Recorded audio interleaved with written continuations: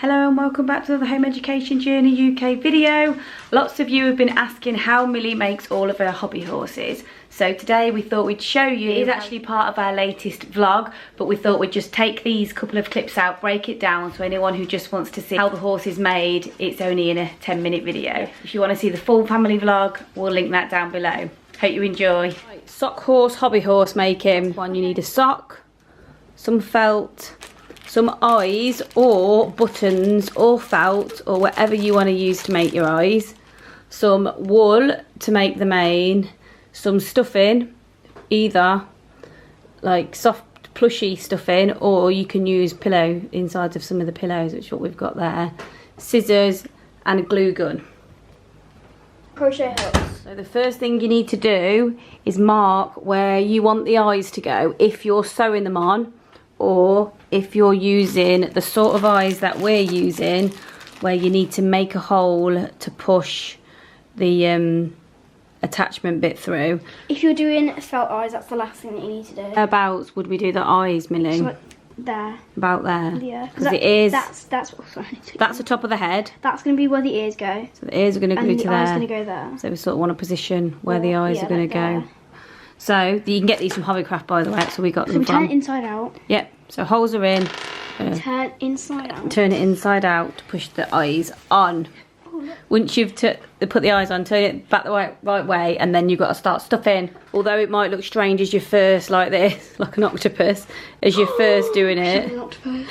How to make an octopus stuffing. There you go. It will once you put it into the right shape and stuff. It takes a while to sort of mould it into the shape, so it doesn't look perfect as you go. And actually they all look unique anyway, and you love your first one that you did. It was your first ever hobby horse. When we have made the sock ones before, we've used felt or button eyes, haven't we? If it's your first time doing a sock ones, don't use glass eyes, because I've done about 50 and it still went wrong. Yeah, so maybe you've got to make 100. the glass eyes are harder, aren't they? You sort of want a shape similar to this, but it's really personal preference. But we try and stuff a bit, if you imagine like the nose and then the jaw under the sort of chin, and then this is going to be the neck, but we're going to put the stick in next, and then bear in mind when you put the stick in, the stuff in goes out more. And then we'll add a bit more stuffing around it. We've actually just run out of stuffing, but what we've used before is cotton wool balls, so we're going to use a couple of them just to finish ours off. It does look a bit like bumpy, but I'll get them off. But as it goes over time, it'll go out. Yeah, I don't think it'll be as bad either, because we're going to do it on the neck bit. But also, glass eyes for the sock ones, I would say are a no-go, because the other eyes just come out. So I would say sew buttons on or glue ones out of felt on at the end, rather than using the glass ones. As you can see, we've had to sew it. The stick's in, so now Millie's just adding stuff in around the neck. Looking good. Yeah, it's looking good. When you finish stuffing it and you've got it in the position you want, hold it at the bottom there. We've got a really long sock, which works out really well, because what we'll do now with the wool is tie the wool there and then wrap it all the way down to the bottom of the sock. I'm going to use like the majority of it. Yeah, get a different one, chick. Wrapping, aren't you, chick? Yes. Wrapping it round and around, as you can see. Here we go. All wrapped. It's looking really good, Mills. So we're going to put the crochet hook in here to about there, and then again there, to make a line of wool. And then we're going to go crochet hook here, pull it through, so put the crochet hook through the sock, and the same the other side and back to the middle, so you have a T of wool that sort of goes in and out on those points, and then you're going to be able to attach wool to it to make the mane, aren't you? Yeah. So we're going to hook the wool on there, turn the crochet hook round, still very good at doing this, and then you have to sort jinxed it, got it halfway through. There's a knack to it. We haven't done this for a while. I got quite good at the knack, didn't I? Because you have to be careful not to obviously lose. Like, we're not very good at crocheting, to be fair. We're not like a crocheting. We like our crafts, but crochet isn't one of them, is it? So you sort of need to I don't understand the hook is so little. keep it sort of... I'm sure you'd make a Get it bigger through that hook. bit. There we go. See how I've pulled it through? Yeah, okay. Is it focusing? And then you pull it, take the hook out, and then you want to pull only one end of the wool, so you end up like that. And then you want to tie that together, and then we're going to do the same here, going through, and the same here. But we're not going to cut the wool, we're going to keep it long so it's all one piece of wool. Yeah. You want to make it too long, not too short. Yeah, so I'll show again. So if we're thinking it's going to go... Not very good camera woman, am I? I'm shaking it about everywhere. About there, and in the middle. So you want to sort of try and keep it roughly in the same line. And you want to pull it through. Try not to get any of the stuff in. That's sometimes the hardest bit. This is the trickiest part of all of it, I think. This is the bit I always help you with, isn't it? Then you want to wrap it around again. There's still the same piece of wool. Pinch it both sides. And then pull it. Oh, so close. Might want to grab that. Pull it through. Obviously you want to pull the whole bit through this time because it's still attached.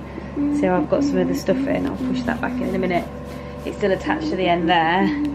Just try and push that stuff in back in if I can. If not, I'll have to cut it. I keep feeling really bad. Try and get the bits that where my hand is. That's it. So then you've got it. It's sort of like that. Yeah, with a bit of slack. Yeah, a little bit of slack. Like a tight slack. So you put your and then we tie it here tight. again. Once we've got the... Because you want to tie it at each point because it just makes it a bit more secure, doesn't it, when you're attaching the main? Yeah. So we'll tie it like that. Double knot. And then we'll do the same at the top. Gosh, I don't have to do this all day. My arm's already starting to ache. We can stop it for a second, then we'll do it when we go. The 3 joints here now, all attached, and then we're going to go down there. We try and use the heel line because that makes quite a good sort of join for the fringe. We're going to go to about there, attach it, back to the middle, attach it, and then the same the other side. So you've got a T. When it's done, it will sort of look something like as, which is a T, and it's all attached. So the next thing is to attach strands of wool all the way down there and then all the way along the top bit. I called it a fringe. Millie laughed. I think it's called a forelock. So next, do you want to get a book or anything that you can wrap wool around for the length of your mane? So you want your mane to be this long, don't you? Yeah. So you're going to wrap. You can trim. Better to do it longer and then trim it after, isn't it? Because if you think about it, you've got to fold it in half. Yeah. Like that again and again. You have to do quite a lot, don't you? You want quite a few strands if you think of how many. Quite tight. Yeah, and you want your mane to be quite thick as well, don't you? So then, once you've wrapped, and then cut it off of the wool. Yeah. You want to cut it off. And then it might look long, but you're going to fold it in half. Like that. So it's not going to be as long, is it? Yeah. So you get one strand at a time. You want to fold it in half. Fold this piece of wool in half. And then you want to put it under here.